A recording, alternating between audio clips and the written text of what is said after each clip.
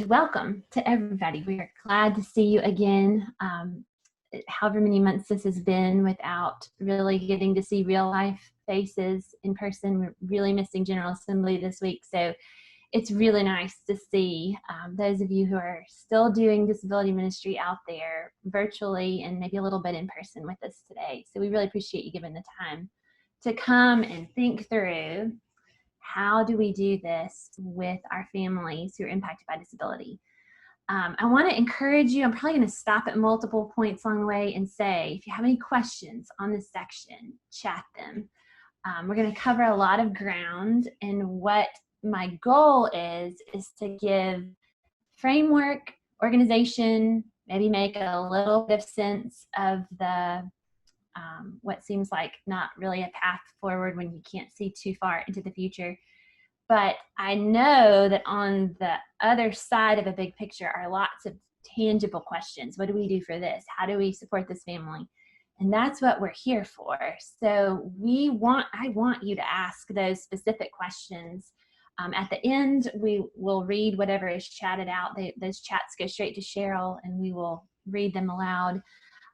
Or you can ask your question at the end. I just don't want you to forget. So please take advantage of that chat. It will go just to Cheryl.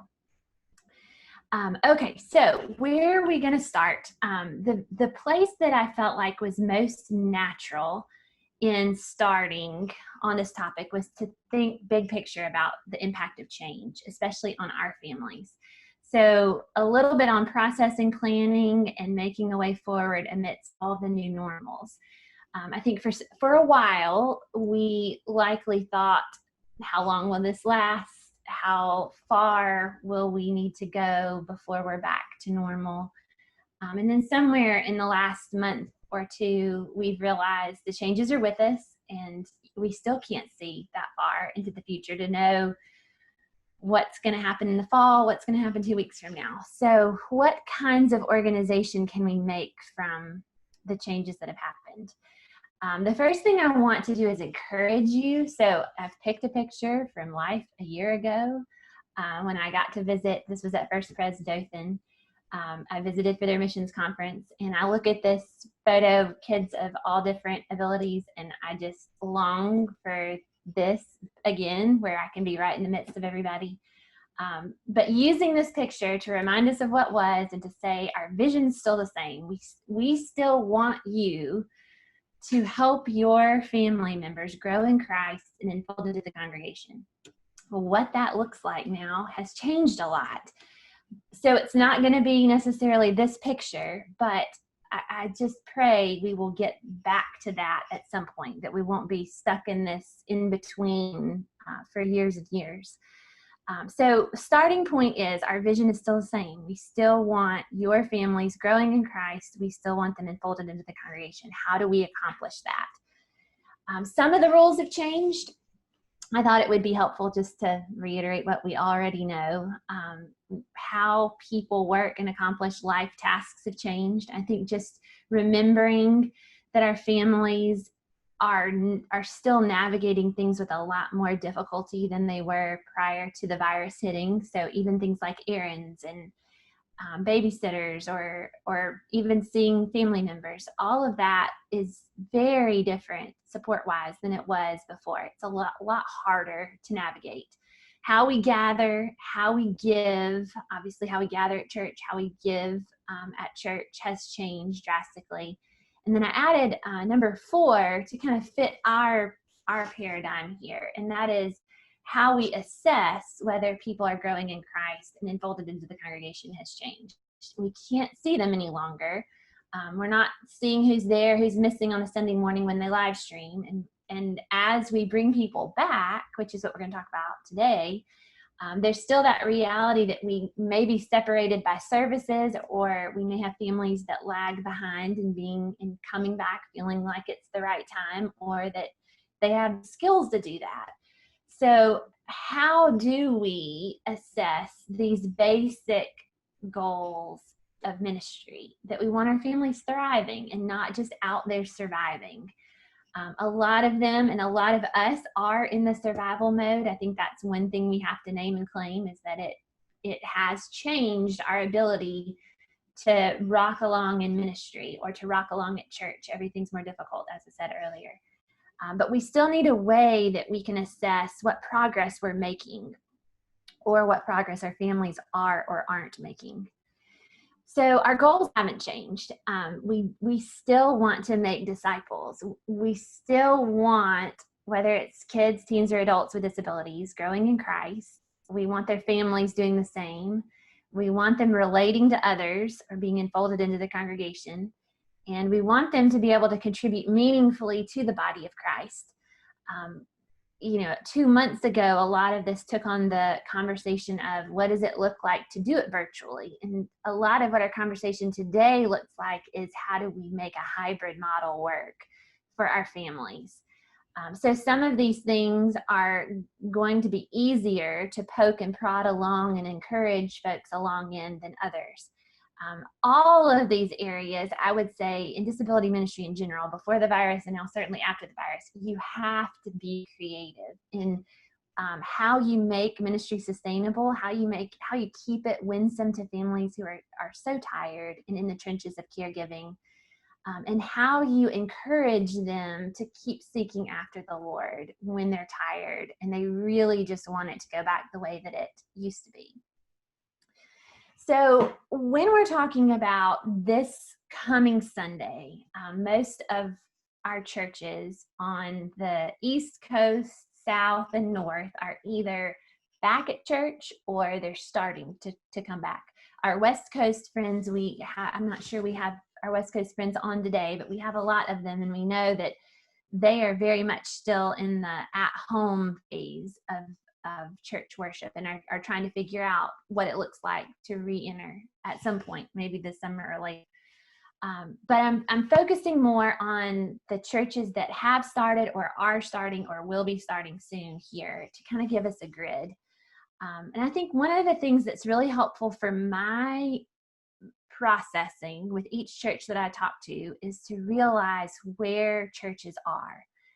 Most went from having fully orbed ministries and staff and volunteers that were going without a lot of support and assistance. And I'm talking children's ministry, women's ministry, men's ministry, forget disability ministry for now, but just all the components of ministry that were up and going before we shut everything down. And now that we're starting it back up, what I'm finding is that church leadership really is having to stay focused on those very basic details of what doors do we enter, what chairs do we sit in, how do we make space, what do we do about masks. It went from helping families thrive when they're at church and offering all the many things and avenues for growth to trying to figure out how to keep them safe so that they can just be present. So as I think about that, I think it's important for us to enter into the conversation where our churches are. This is not one of those times where you can drag folks along or prod them to a different stage. Where your church is where they are in the logistics and the navigation of that. But it's very hard when our brains are thinking, okay, how do we disinfect pews that have cushions? Can we do metal chairs? Can we have doors propped open? Those basic details take up a lot of space and room for our navigation of the larger picture. And then number two, they're focused on assessing and tweaking the plan. So once you start coming to church, then the conversation is also what worked, what didn't work, and how do we change the plan? How do we morph the guidelines? So as I thought about this, I borrowed from Maslow's hierarchy of needs. I only borrowed the bottom three rungs. I thought those were the most helpful here. But if you can see at the bottom, the physiological needs and the safety needs are kind of where all of our conversations are hovering these days. Once those are figured out, our church moves up to the place where we're talking about being loved and belonging to the body of Christ. From there, I would say that's when you really start to see community and growing in Christ and then thriving at church. If we make this not a psychological model, but more of a Christian growth model. But I think it's very accurate to say that you got to meet those physiological and safety needs first before we get to the place where we can really add on and flourish. So a lot of my conversation in here is going to hinge on how do we join the conversation and add in our pieces so that our families can be included and can start thriving by simply being present. We're back to that place where they're not present and we need them there in order to get them to where they can thrive.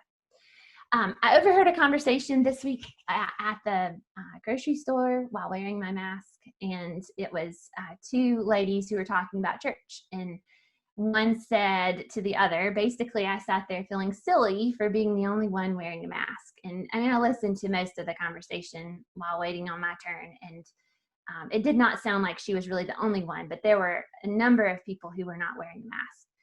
And then the other lady responds and says, don't feel silly. We are not coming back because people aren't wearing masks, and was very adamant about this is a big concern for us. And so again, thinking about where people are coming in to church, they're concerned about logistics. They're concerned about safety and health.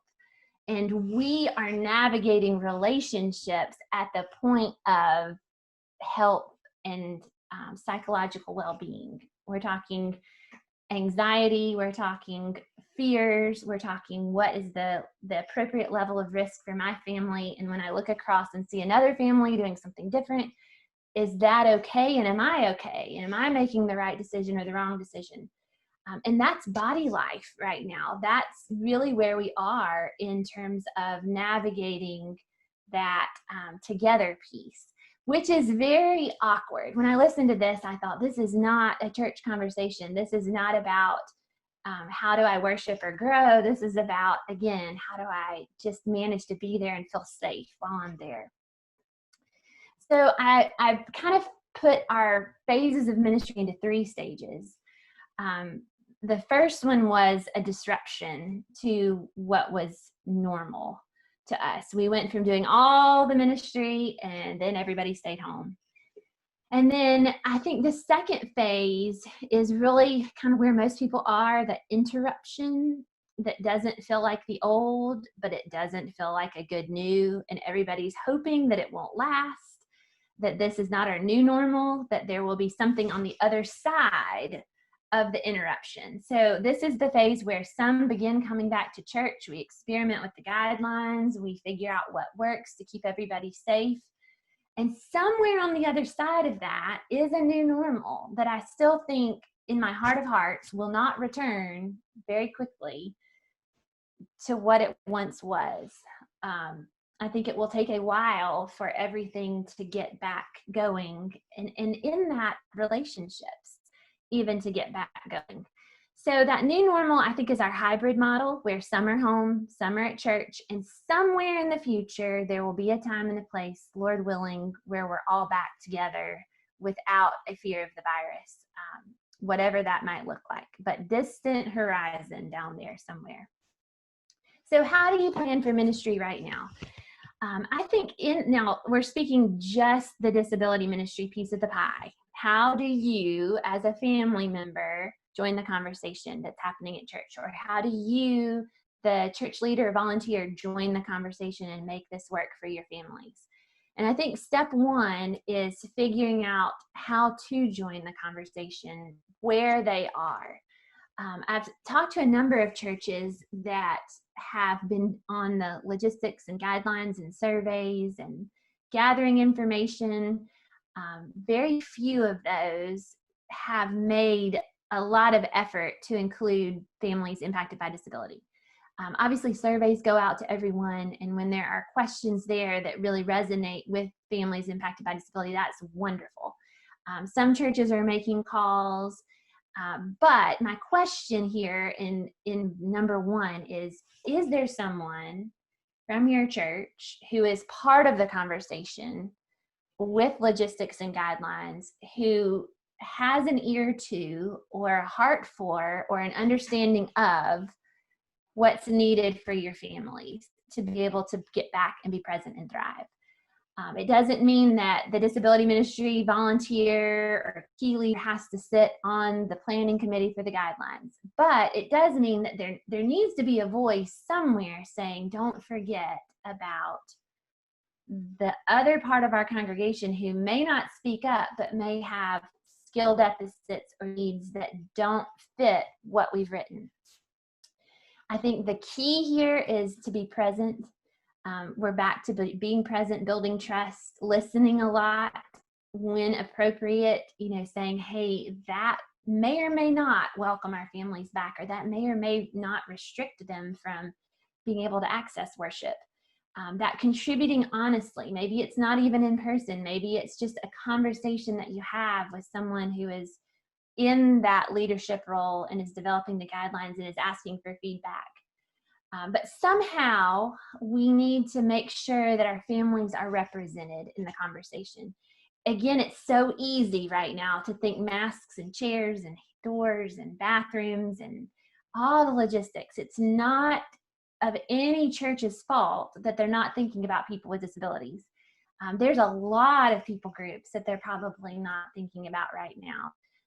But because you're here representing this group, this would be starting step one. How do I join in that conversation? How do I poke a seed? How do I drop the hints? How do I guide some of the concerns? And we'll talk about phrasing and stuff like that in just a second. Number two, the part you can run with is the meeting with your families. And I'm sure a lot of you have been doing this and are doing it. But I do find now that it's June, mid-June, and we've been doing this a long time, that our stamina is starting to dwindle with being persistent to check in and assuming that they're, everybody's going and doing their thing. And I think now more than ever, as we're transitioning back, the key is to stay in relative constant communication with your families, to know where they are, to know what they're comfortable with, and to know what their desires are. One week they may say, we are not coming back, and something may happen in their lives and how the Lord's providences fall, and they may be ready to be back the following week. But we make assumptions and we just think they're on autopilot. And so we're not stepping towards, and then they feel like they've been forgotten. Countless examples like that can happen in this in-between period where, again, we're so focused on everybody doing the logistics. It's easy to forget how quickly needs change in our families. And then number three is also one that you all have more or less control over deciding, and that is, what is your next step from here? In this ministry all along, I've always been about small, tiny steps that build towards where you want to go. But if you don't know where you want to go, it's really hard to take those next small steps. I think in this period, more than ever, it's really important to think 1 week at a time, 2 weeks max.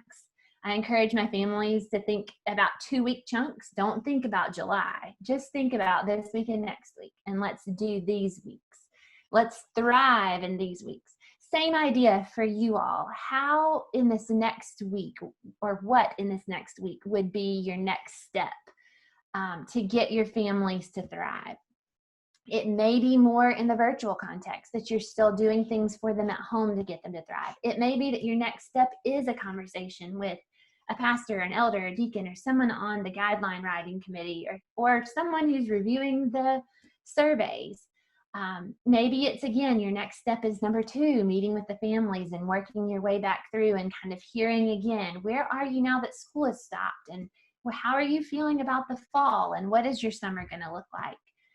But you have to figure out what your next thing or your next step is going to be in order to keep a proactive big picture. Even though it's still going to feel really small over the next weeks, it's still important to take those steps forward.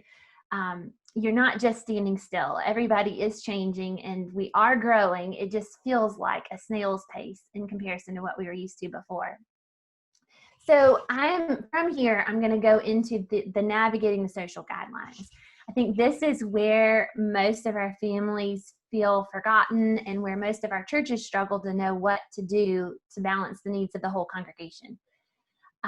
So I wanted to start with kind of a positive, engaging approach, and then I use the word negative, but I mean it more in the sense of remaining neutral. I probably should have used neutral.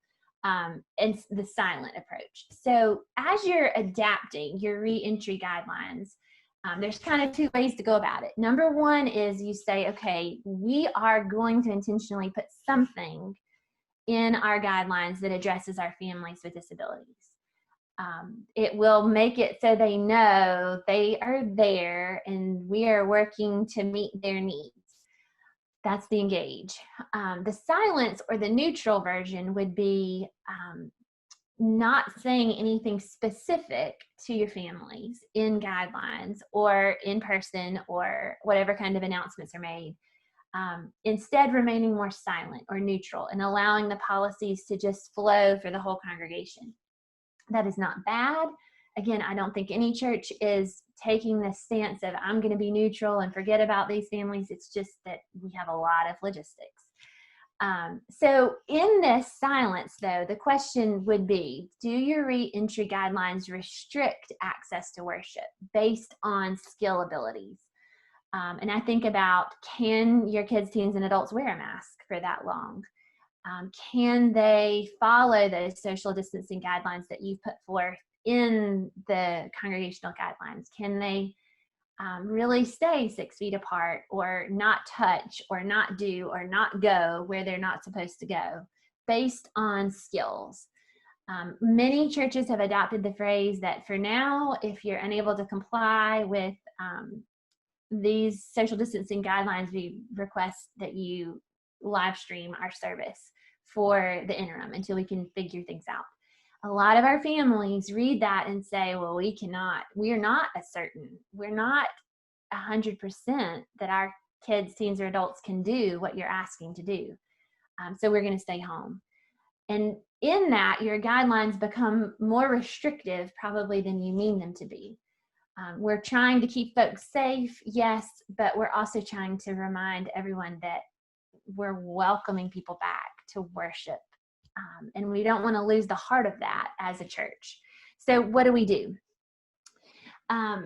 Thinking creatively, I think these are three examples from different churches across the PCA that we've seen over the last couple of weeks.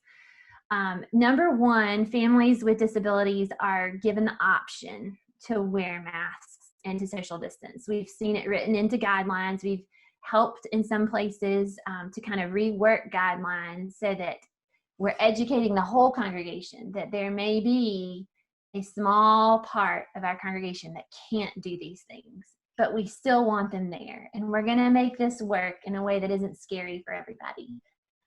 So that's option one. How we make it not scary for everyone is something that we can help your church based on how your sanctuary is unfolding and what worship looks like and how long, duration, all of those things, to kind of troubleshoot what would make this work for your families. Number two, that's creative. We've seen a couple of churches have a mask-free zone in their church. These are obviously bigger sanctuaries, not smaller. And so maybe one side or one wing with kind of a narthex or a balcony would be mask-free, and the other would wear a mask. Still sitting 6 feet apart, still skipping pews, but you are noting that maybe it's the balcony that is for families that that don't have the skills to use masks for that long. Option three that we've seen recently are changing the services up a little bit to have one service where masks are more or less required and one service where masks are optional. That's a very creative approach to families that feel more comfortable and are out there doing life now without masks. And I think probably our northern friends are thinking, where is this happening? But in the South, things are a lot more relaxed. And so I've just number three in the South more, where people are out and about and not wearing masks and then are not wanting to necessarily wear them or don't feel the need to wear them on Sundays. And I think the further we go, there will be some fluctuation in where people are in this. And I think that's what leadership is seeing, is how do we create places where people have the expectation and can either meet that expectation, can choose an area or a service to wear a mask, or can choose an area or a service where everyone seems to be more okay. Obviously, there are some liability things built into that. I will touch on that in just a minute as well. But just kind of giving you ideas here of what we're seeing across the board. So in our last newsletter, or and I'll call it e-newsletter, but basically the monthly email we sent, we talked about wording for guidelines, and Cheryl will be able to chat you a link to this document that's on our website now. So if you didn't get it, you can read the whole thing, kind of works through what about our families who don't have the skills they need. But here is a way to not have to have all the answers up front, but to engage your families positively. So we welcome and embrace our families who are impacted by disability. We know that changes to the regular church routine might cause extra anxiety and challenges. We've missed our members. These policies are designed to promote the health and safety of the congregation, and we don't want to restrict access to worship for anyone who desires to come. If someone in your family lacks the skills needed to comply with the policies, we still want to support, love, and welcome your family back to church. Please help us learn how we may help your family thrive in these new circumstances. And then you offer a way to reach out so that families who are eager to be back but don't know if they are one of the ones who the policies were written for can have some dialogue. For example, and this is a non-disability example, but several churches that I've talked to have had policies written in where they're encouraging those who've been around sick folks, obviously, to stay home until a certain amount of time has passed. And medical professionals have dialogued and said, well, does this apply to us? Because we're around sick folks all the time. So that's one very neutral example of how a policy that's meant to protect can end up restricting. Was it really meant for medical professionals, or was it if someone has a fever in your home or you've been with someone diagnosed with COVID? So clarifying is helpful, but also just having a real life person to talk to. And I know that sounds so simple, but lots of times we're fearful of what conversations will come out of this. And so we don't offer freely, like we don't necessarily want feedback. We know it's going to be hard for everybody.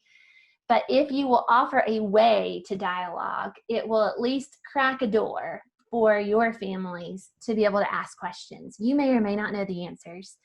That's again where we're here to help. That's what the consults are looking like these days, is walking through all of this and helping you figure it out, and us saying, let me scratch my head and think too. We don't always have the answers, but we're willing to walk in the trenches with you to help you figure it out. In this, I think there's a lot of congregational education that needs to go on as time unfolds. Pastors and elders are often the ones writing the guidelines and shepherding the people. One thing that you can do is help them by telling them what they need to know. Don't tell them in accusatory ways, you've forgotten us, this will never work, but say, I wanted to share this with you so that you can keep it in mind as guidelines are tweaked, because I can tell you for certainty the guidelines will be tweaked from here forward. So that's good news in the sense that nothing's set in stone and it's going to stay there, because nothing out there in the world is appearing to be stable and set in stone enough for us to depend on it week to week. So change is going to happen, and if you can just poke that seed in, I'd love for you to think about this. This particular family really wants to be back. How can we make this work? The guidelines say this. Can we think through that? Or would you think through that? Or would you just pray about these families over here that we're concerned about? I think about the deacons. They're the ones that are often executing the guidelines on Sundays, or whoever those ushers or folks are that are holding doors open or sanitizing or doing all the things. They're often the ones in the back when the families are having meltdowns or need help. And I think now more than ever, we see a family have a meltdown and you think, oh no, I can't go over there. I can't get 6 feet from them to help them. So what are we going to communicate to our deacons about our families who need extra support? And I have a slide in just a moment to talk about. These guidelines are not, what we can't do for our families is program out support. Our families will need support. How are we going to do that safely and within guidelines and liability is tricky. But helping deacons, at least on the base level or whoever's at the doors, to know if you see families having trouble, text so-and-so, or this is what to offer them even as you stay 6 feet away, or this is what you should do or should say or shouldn't say, instead of just letting them stand there and watch and wanting to help but feeling even more helpless than they have before. Congregation members, I think they need education as well. I try, as a mom of 2 with autism, everywhere I go, even though we're in a small church, I always try to educate in the things that I say and just remind folks that my 2 won't keep a mask on. We can do it for short bits of time. We worked our way up, but as is the case with most kids and teens and adults with disabilities, you build skills slowly. You don't just jump in and wear a mask for an hour. You start at a minute and you work up to 2 minutes, and you do this over a long, slow amount of time that doesn't equal me getting to an hour service within the next month or 2. It just doesn't. Usually progress does not work that quickly, even as I'm trying to teach and build the skills. So helping congregation members remember that, like, skills aren't present. We could try to wear the mask, but they will come off. We will not be able to keep the guidelines. So where does that leave us in relationship to you? And a lot of times I ask that, what do you want your relationship with us to look like during this time, so we can keep you safe, but so that we can also still love you, because you are a part of our lives. And my kids and whoever's kids, teens, and adults right now don't necessarily understand why they can't go give the high five or get the hug, or why the offering plate doesn't pass, or why we're not doing the same things in the same routine that we've done for the last however many years. And then I think volunteers are really the key that can really take your ministry where you are to the next place, the next landing place. Because they're the ones that knew your families and are more comfortable. Your families knew them. The dynamics and the relationships are built. And as people figure out who they're comfortable with, who they want to be around, who they can be around, your volunteers may be the safety net zone. Those may be your people who will honestly tell you, I'm not comfortable yet, or I'm totally comfortable being a support for this family if they are okay with us being a support. Here's where we've been, here's what we've done. I'll be happy to share that all the time. But trying to find that mutual path of support with the people that were the closest relationships as things reopen is going to be key to getting you to the next landing place. One of the places that I have found resources for free that I really like is from a website, Autism Little Learners. And these are not autism specific. These are for kids and teens and adults who like visuals. All of these books are free. You can download them, you can laminate them or not. But several of them are very helpful. I think we're probably past, coronavirus, what is it? But for example, seeing other people wearing masks. For your very concrete learners who still think the virus is out there and it is alive and well, and I've been told everybody's going to wear a mask, when they encounter someone, and this is a true life story here, when we encounter people not wearing a mask, we might just shout at you because you're not wearing a mask. That's not real helpful for church body life at church, for your kids, teens, and adults to be screaming at others who aren't wearing a mask when they themselves aren't wearing a mask. So books like this are very helpful at showing some people will be wearing masks, some people will not be wearing masks. This is how we respond to each. I may not be wearing a mask sometimes because I might not be able to last 45 minutes with a mask on. My mom may take it off after 5 minutes and give me a break and put it back on.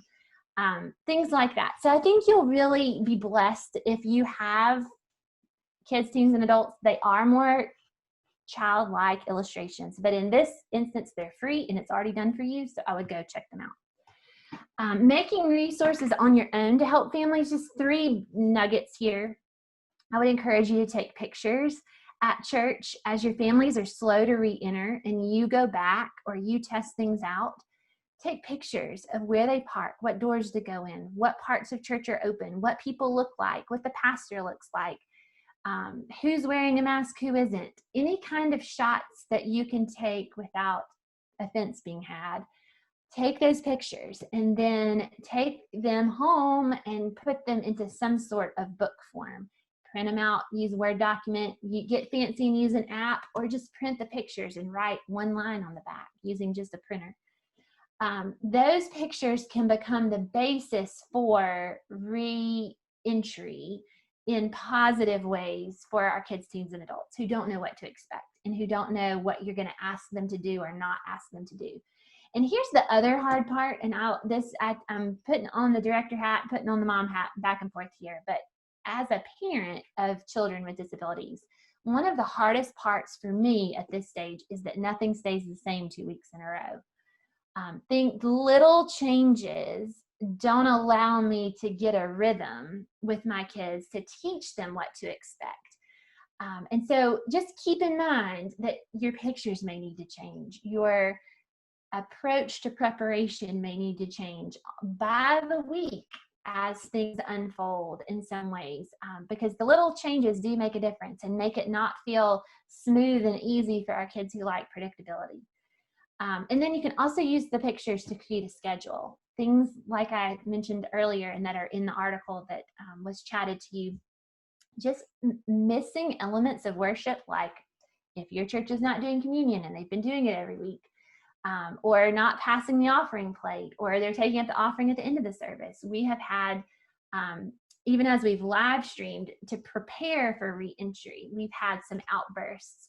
Why is that offering plate not going right now? Or why are we not using a hymnal? Or why are there no Bibles? The little things that are missing are noticed by our friends with disabilities. So using those pictures to help them know we're not going to Sunday school, we are doing things totally different, to create a schedule could be really helpful. Guideline support for disabilities. Here's where I wanted to take 2 minutes to do what we can't expect from our families is that they deal with less support. We are at a really unique time where here we are, I'll even use our name of the ministry, Engaging Disability with the Gospel. And I think about how engaging was such a warm word before the coronavirus. And now engaging is really not what people want to do with other people. So thinking about how our families haven't changed and need tangible support, often need you at much closer proximity than 6 feet to be able to maneuver church. Be that meltdowns, disruptions, a runner, whatever the case is, they need people and they need to feel relationships and they need to see facial expressions and they need to experience love tangibly. And some of that has been programmed out through social distancing, and we're all feeling it. But it is making our kids, teens, and adults with disabilities a lot more grumpy than we are. They don't have the filters, and so you see it on them more visibly than us. So number one, we can't expect our friends to navigate church with less support. So how are we going to add in support in ways that actually help? This is where I think as people coming into the disability ministry piece, you need to be thinking about your own guidelines that you write that help support your families. How are you going to encourage your families to do basic navigation? What things can you write up as an addendum to the big picture church guidelines that would really help your families know what to expect and would give everyone a peace of mind on the leadership front? Number one, you know your family's best. And I really think that anything that's written specifically to support your families during this unique season should come from the people that are closest to the families. It just works a whole lot better when you know how families operate. When you write out things such as, let's just say that you want to help families know where to park and know which door to enter and want to make that easy so that they see a certain person at that door that they know, or you want to make maybe a social story available for them on the first day. And so you're writing things out logistically to make that work for them. Likely you'll want and need to get approval for whatever is written to send on to your leadership pastor session. whatever that looks like. I would encourage you here, do not be discouraged if it is a no this week. Do not be discouraged. Do not be discouraged if it's a no 2 weeks from now or a month from now. Everything is a process, and there's a reason why things are unfolding at the time and the way that they are. And a lot of times we don't know all the big picture. But what you can do in ideas that you have and in ways that can make this better, in writing them down and in sharing them, saying, this may not be the right timing for the big church picture, but here are ideas to help our families navigate. Would you look at this and help me think through what, if any of this, could operate right now, given our current guidelines? Make it a dialogue. Make it a winsome, not defensive conversation about how do we get our families back in proactive ways. Number 3, I encourage you to tell yourself, I cannot program out touch with our families, in the sense that I'm going to use our child protection policies as another way of this. We have these conversations constantly with churches developing child protection policies. Sometimes those policies prevent our kids with higher needs from receiving the help that they need because of a policy that's been written. Well, that's the whole opposite reason for child protection policies. They're to protect children, not to prevent them from receiving the help they need. We need them to receive that help in positive, helpful, appropriate ways, but we don't need to let tangible needs be going unaddressed simply because we've written a policy down. So going back to the heart of our guidelines, we're trying to keep our friends and our congregation safe. And we want them to thrive, and we want them to grow. Go back to what you know they need and start thinking about, how can I use my volunteers or my families? How can we adapt or tweak some of these things? Here are some ideas to get you started. Number 1 question that probably most can't answer in words, but maybe more in actions. What level of risk are parents, volunteers, and your leadership comfortable with? That's what's being addressed these days. We observe it by what our families are getting back out into the community and are willing and able to do. We observe it in the conversations about school in the fall. We observe it as our congregation members interact with policies. They're letting us in on how they're thinking about risk and what they're okay with versus what someone else is okay with. I think creating a context where that is welcomed so that you can talk about it is the safest way to figure out where you really are and how to take a step forward. If you just assume that all of your families impacted by disability are at high risk and are not wanting to come back, you may miss a family who really is ready to think about this and is maybe navigating a lot more out there in life because they had to go back to work and they had to, enter daycare or childcare or whatever that looks like.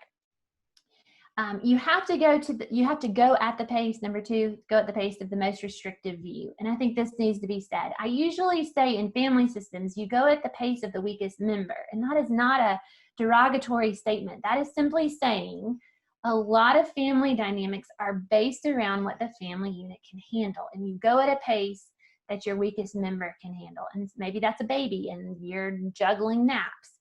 Well, in this case, we're going at the pace of the most restrictive view, who is really fearful and has a high protection on the risk category. I don't want to take risks. I want to be safe. I'm really still very fearful of this. That's where we start, and we enter with grace, patience, and a slowness and love that will build from there. This is not the time to push people along again to where they aren't. It's the time to enter into where they are and to really realize this is going to be a crazy hard dance for the next months to try to get everybody to do the same thing with the same views and the same risks and assumptions, much harder than it was before the virus. I have seen just this past week several churches asking for voluntary COVID testing. I'm just throwing ideas out there for y'all to know what we've seen. So voluntary COVID testing for willing volunteers. Now that there's not a run on tests are available. They're not as expensive as they once were. And so while they're asking if you get in big groups, if you go get tested, just so that you're not passing the virus, inadvertently. Another option here is if we need some volunteers to be very supportive of families and our families want to be back and we can make this work, we could eliminate whether these are carriers of COVID by having tests run. The backup to that is the liability, and that's what your church and your liability policy has to look at.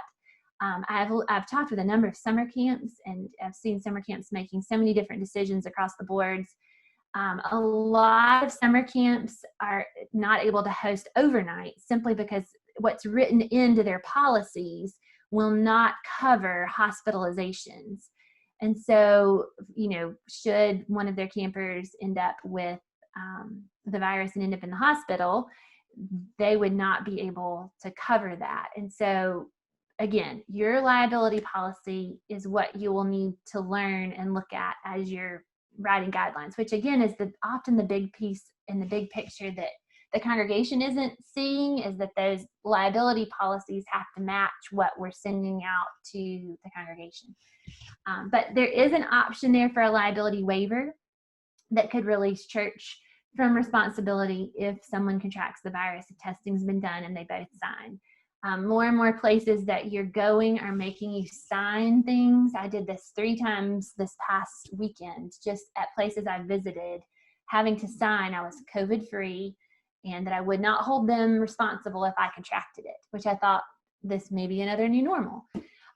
So options there, along with masks and or gloves for volunteers, obviously backing down to more of the basics, even if you're not requiring your families to do that. Okay, number 2, and our other categories go much quicker. That's the brunt of our how do we navigate what's really hard. So making hybrid ministry work, I wanted to give you a couple of tips, things that I've learned even in the last couple of weeks that I think would make a big difference. So we were in person, and then we went to Zoom, and now I'm seeing churches do both. They're trying to Zoom and do in person all at the same time.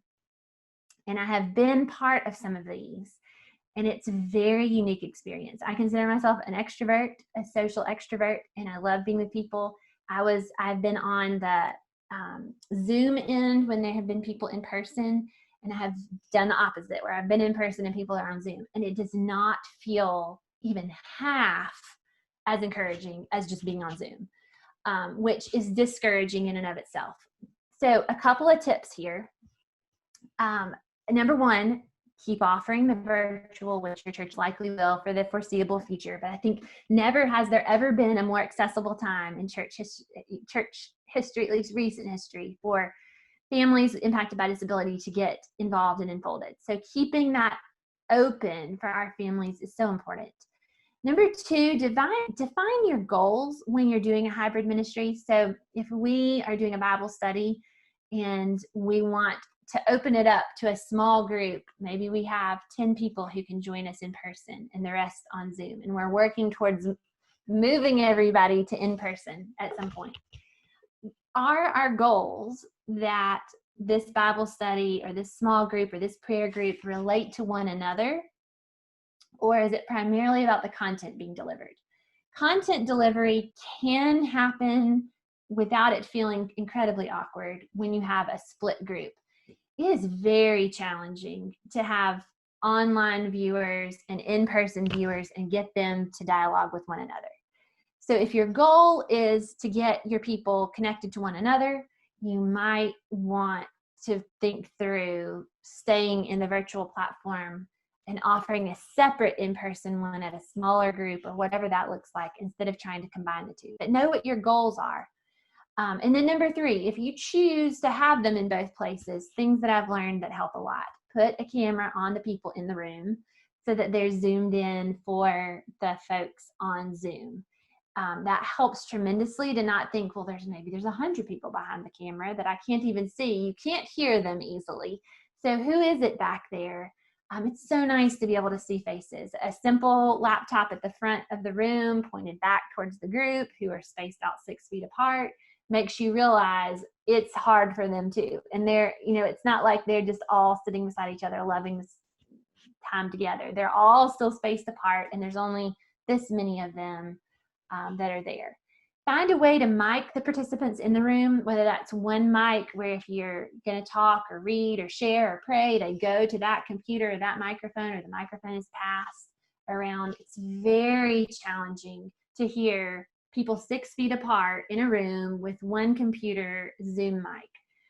So really think through that. And then don't forget to allow more time for interaction due to delays. So you all are hearing me at a 2-3 second delay, but it's more noticeable when you have a group in person when they'll pipe up the answers or say things or go faster because there's no delay in sound. So just keep those logistics in mind. In this, I'm thinking more about your caregivers joining in a hybrid ministry, probably more than your kids, teens, and adults. But the same would apply to those with disabilities. It's just going to be even more challenging for them to navigate 2 worlds. The Zoom world or the live world is hard enough to navigate when you have a disability, much less navigating 2 of them. So in that, my segue to say, you may be thinking about, how do we reinvent ministry right now? What is this going to look like for the next 6 months or a year, 18 months, or however long this lasts? So likely your ministries were in the pre-COVID stage, working with the whole family unit, or predominantly with those with disabilities, left side of the screen.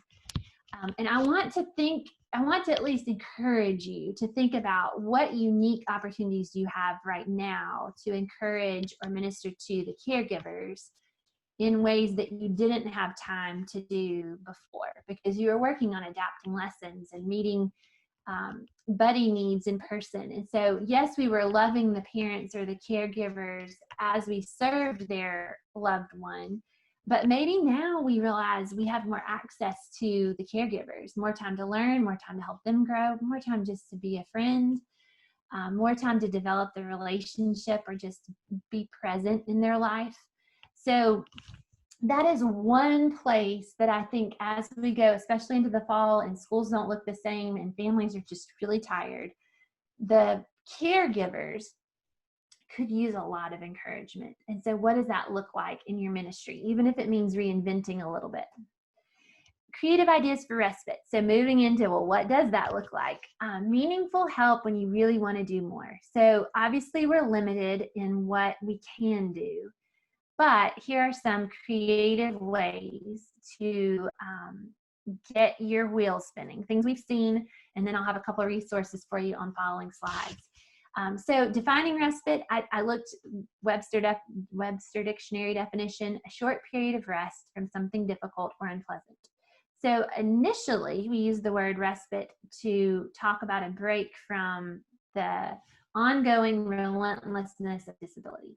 In this case, I want you to think more about, maybe it's just a brief pause from thinking about the virus or from the effects of not knowing what's coming, or just the anxiety of trying to figure everything out. My husband and I often talk about, we have never had to make so many little decisions in our life.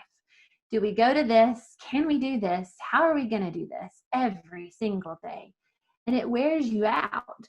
So maybe respite isn't a break necessarily from disability in this unique season, but maybe it's a break from thinking about what the effects of the virus has done to our normal. Things that I've seen well received are tickets that have been given to families for a drive-through, which could be zoos are opening up for drive-throughs or using like golf carts to take families around. Safaris are allowing self drive-throughs now if you live near one of those. Drive-in movies are making a comeback. Kind of to think through what your skill levels are, but a drive-in movie might be just delightful for an adult with a disability, or for some of your caregivers who are, taking care of an adult with a disability. Number 2, a Zoom break for parents. We've shared this in a couple of different contexts. We had a friend that shared this with us. She meets with her families from 4 to 5:30 every afternoon. She's on Zoom and is available for families to sign on and allow their kids, teens, and adults to interact with her while they get something done. some ideas of things you can do with them if you get them on are scavenger hunts. Go find something purple. Go get your favorite stuffed animal. Find, all the things. You can do Simon Says. You can play music for them. I love using good, not necessarily Sunday school songs, but kids devotional songs that have video accompaniment where they can see the words as well as pictures going as the song is unfolding. You can teach a lot of new songs just through sharing your screen, sharing those videos. Show and tell is always a hit. Online games, I've been encouraging families to screen share with each other and play games on the computer. PBS Kids, if you have kids, there's tons of free, easy games that require 2 players. Normally your 2 players are on one screen, but if you screen share like this and give them mouse control, they can play with you. And you can easily give parents a 30-minute break or an hour break by entertaining and developing a relationship. You can also use interest areas, things that they love, to look at articles or pictures or videos on those topics. Playground breaks have been working really well. It is very hot in the South. But for our northern friends, consider those beautiful days, grab them, see if mom and dad could use a 30-minute park break. You play at the park, keep everybody safe. They get to clean out a closet or just sit and put their feet up and have a cup of coffee, which also leads me to meals and gift cards and coffee and books. Sometimes the delivery of those things means more than you will know. A gift card to go get some food, a meal that shows up, a bag of coffee, like good tasting, flavors, and a book. And think about Kindle Audible and Kindle Audible. This is like a little, not an ad, but I'm a big fan of Audible for kids and teens with disabilities. They're running a special right now, 50% off for 4 months. So you might even think about getting a family an Audible subscription for the next 4 months. Just pay for it for them and drop that off and let them be able to listen to books or have another option for their kids, teens, and adults to listen to. Do something in the interest area of the person with a disability. If you have, my little boy right now is train lover.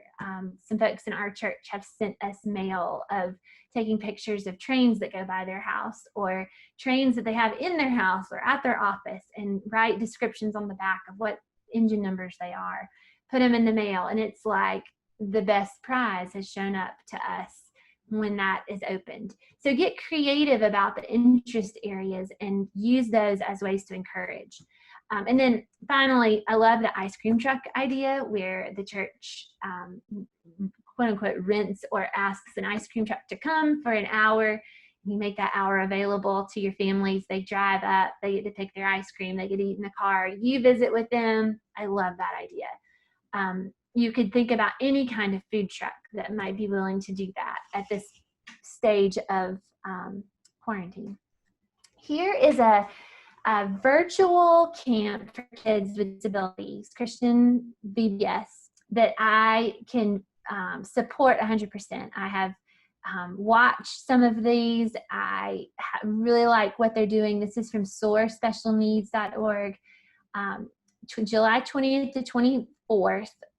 All the programming is done for you and it's recorded so you can watch it at your own pace. But this might be something that your church wants to invest and give the link to your families.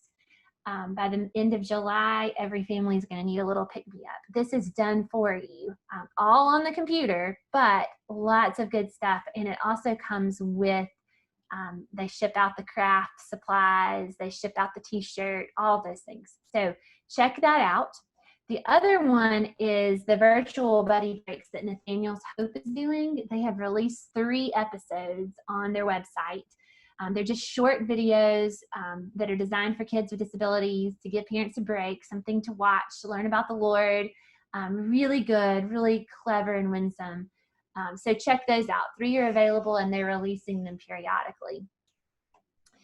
All right, and lastly, volunteers. And this is where our last topic, where we'll end. How do we bring our volunteers back into action? So kind of where we are in the landscape, we do have a slower life than we did have. It is picking up pace. and it is more cumbersome to do everything. It takes a little longer. So it's slower than before. It's not as slow as it was in March and April. Families are still spending more time together. And I think in general, our families impacted by disability are still largely together, doing lots more at home than they ever would have been.